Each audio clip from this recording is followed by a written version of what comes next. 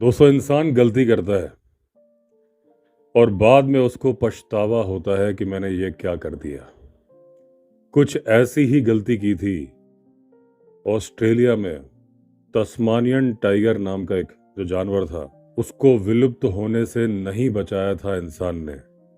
आज उसे दोबारा लाने की कोशिश कर रहा है। हालांकि उन्होंने पहले कह दिया है कि हम सिर्फ कोशिश कर रहे हैं।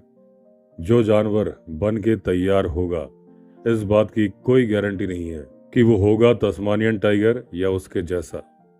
कुछ मिलता जुलता हो सकता है। ऐसे ही और भी दावे किए गए हैं कई जानवरों को वापस लाने के लिए। ऐसी ही एक गलती दोस्तों की थी चाइना ने। विलुप्त होने दिया था साउथ चाइना टाइगर को। जब तस्मानियन टाइगर भी विलुप्त हो गए थे तो बचा था एक तस्मानियन टाइगर, जो कि था ऑस्ट्रेलिया के जू में। लेकिन बदकिस्मती ये थी कि वो था अकेला, यानी कि उसकी मेटिंग नहीं हो सकती थी, उसके बच्चे नहीं हो सकते थे।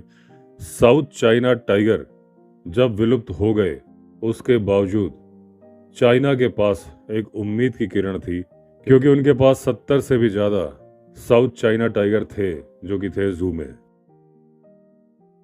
यह अच्छी खबर थी कि उनके पास सैंपल, जीता जागता सैंपल था साउथ चाइना टाइगर का।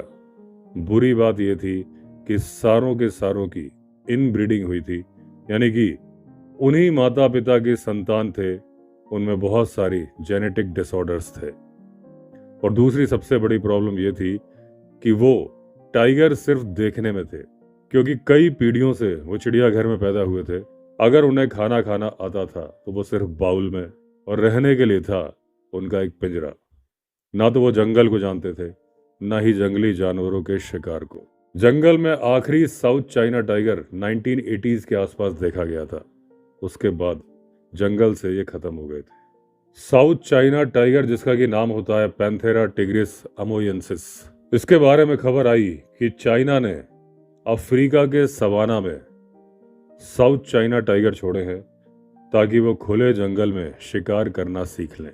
तो साउथ चाइना टाइगर काफी अच्छे स्ट्रॉन्ग टाइगर थे, चाइना के जंगलों में पाए जाते थे।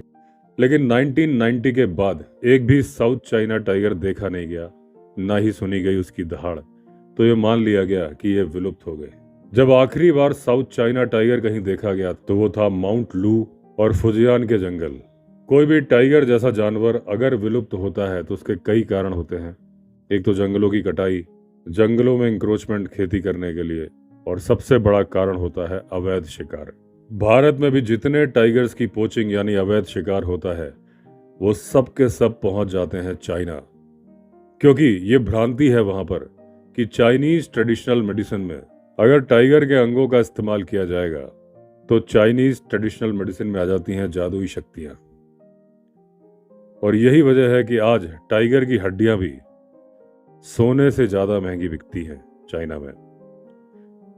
भारत के टाइगर आज भी अवैध शिकार करके चाइना पहुंच जाते हैं, तो जो टाइगर चाइना में थे वो कैसे सुरक्षित रह सकते थे। अब जब 1990 के दशक में चाइना से साउथ चाइना टाइगर समाप्त हो गए तो धीरे धीरे वहां के लोगों को, वहां की सरकार को इसकी कमी का एहसास हुआ। तो सन 2000 के दशक में एक मिशन शुरू किया गया, सेव चाइनास टाइगर फाउंडेशन। उन्हें मालूम था कि उनके पास जू में 72 साउथ चाइना टाइगर हैं, लेकिन उन्हें यह भी मालूम था कि जेनेटिक डिसऑर्डर्स भी हैं और ये टाइगर पैदा ही जू में हुए हैं। अगर इन्हें जंगल में छोड़ दिया गया तो शायद दूसरे जानवर ही इन्हें मार देंगे। तो अब सवाल ये उठता था कि इन टाइगर्स को ट्रेनिंग कैसे दी जाए शिकार करने की, क्योंकि चाइना के जंगल तो बचे ही नहीं थे, और जो बचे थे उनमें हर्बीवोरस जानवरों की दिक्कत थी। ट्रेनिंग के लिए उपयुक्त माहौल नहीं था, टाइगर पर निगाह नहीं रखी जा सकती थी। तो उन्होंने चुना अफ्रीका के सवाना ग्रासलैंड्स को। हालांकि खुले जंगलों में नहीं, प्राइवेट गेम रैंच में, क्योंकि उनके पास भी बड़े बड़े ग्रासलैंड्स होते हैं, बड़े बड़े जंगल होते हैं। प्राइवेट गेम रिजर्व में अफ्रीका में वैसे भी बहुत सारे टाइगर हैं, बहुत सारे लायन हैं, सारे ही जानवर हैं। बहुत सारे private game reserve trophy hunting भी अलाउ करते हैं, यानी अपने यहाँ पैसे लेकर शिकार करने की परमिशन देते हैं। अब जो चाइना ने यह प्रोग्राम शुरू किया उसका नाम रखा गया रीवाइल्डिंग प्रोग्राम, यानी कि कैद में पैदा हुए पले बढ़े जानवरों को वापस जंगली बनाना। अब अफ्रीका में जो ये टाइगर्स भेजे गए उन्हें भेजा गया लाओहू घाटी यानी लाओहू वैली। अब सबसे पहले जो टाइगर्स भेजे गए थे उनका नाम था कैथी और होप। अब साउथ अफ्रीका में साउथ चाइना टाइगर ने सक्सेसफुल ब्रीडिंग की। धीरे धीरे गेम रेंजर्स की देखरेख में वो शिकार कर रहे थे, उन पर निगाह रखी जा रही थी।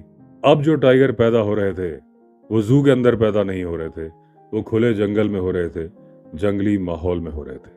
अब 2020 आया, तब तक में अफ्रीका के जंगलों में 16 साउथ चाइना टाइगर थे जो कि पैदा ही जंगल में हुए थे, अडल्ट हो गए थे, अब अपने आप शिकार करने में सक्षम थे।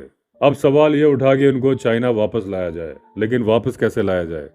अभी भी जो जंगल थे वो अनुकूल नहीं थे, जंगली जानवर प्रॉपर नहीं थे और अभी भी उन्हें वहां पर मारे जाने का खतरा था। अब इस बात की तारीफ करने वाले भी बहुत सारे लोग थे और इस बात की बुराई करने वाले भी बहुत सारे थे। उनका कहना था कि चाइना के टाइगर को अफ्रीका ले जाना सही नहीं था, उससे अफ्रीका का पारिस्थितिक तंत्र गड़बड़ हो जाएगा, क्योंकि टाइगर जंगल का जानवर है, उसको ले जाया गया है ग्रासलैंड में। लेकिन दोस्तों यहाँ पर मैं आपको एक बात बता दूं कि जरूरी नहीं है, टाइगर अपने आप को अडेप्ट कर लेता है। इंडिया के अंदर काजीरंगा में जो टाइगर है ज्यादातर ग्रासलैंड में ही रहते हैं। अब दूसरी बात बोलेगी कि अफ्रीका का सिस्टम गड़बड़ हो जाएगा। जो वहां के जंगली जानवर हैं वो लायन को तो जानते हैं, लेपर्ड को तो जानते हैं, लेकिन वो टाइगर को नहीं जानते। उनका लाइफ साइकिल गड़बड़ हो जाएगा, उनका लाइफ स्टाइल गड़बड़ हो जाएगा। लेकिन उसके फेवर में जो लोग थे उनकी दलीलें ये थी कि हमने खुले जंगल में छोड़ा ही नहीं है, हमने छोड़ा है प्राइवेट गेम रिजर्व में, जो कि एक बड़ी सी बाउंड्री के अंदर है, और जो जानवर हैं वो वहां पर हैं। बाहर के जानवरों को मालूम भी नहीं चलेगा कि यहाँ पर टाइगर हैं। तो दोस्तों हमें ये सोचने की जरूरत है कि एक तरफ तस्मानिया में तस्मानियन टाइगर, जो कि टाइगर नहीं था, एक भेड़िए की तरह जानवर था, उसको वापस लाने की कोशिश की जा रही है करोड़ों अरबों रुपए खर्च करके। चाइना में जंगल से विलुप्त हो गए, लेकिन चिड़ियाघर में थे, तो उनको शिकार करना नहीं आता था, तो उनको सिखाने के लिए एक लंबा 20-25 साल का प्रोग्राम बनाया गया कि जंगल में जो नई पीढ़ी पैदा हो वो शिकार करना सीखे, फिर उसको हम अपने जंगलों में लाके छोड़ें। अभी भी वो प्रोग्राम आधा ही कंप्लीट हुआ है, क्योंकि जानवर तो तैयार हो गए हैं, जंगल में शिकार करना भी सीख गए हैं, लेकिन जंगल ही तैयार नहीं हो पाया है जहां पर उसे लाया जाना है। तो इस बात से दोस्तों हमें सीख ये मिलती है इंडिया वालों को, हमारे पास टाइगर तो पर्याप्त है, टाइगर का जो कंजर्वेशन हो रहा है वो भी सही है, अवैध शिकार अभी भी जारी है, लेकिन उसको कंट्रोल में किया जा सकता है। परिस्थितियां उतनी प्रतिकूल नहीं है, उतनी विकट नहीं है। लेकिन जब इंडिया के अंदर चीता प्रोजेक्ट लाया गया तो जो लोग उसका विरोध करते हैं उनको यह प्रोग्राम देखना चाहिए।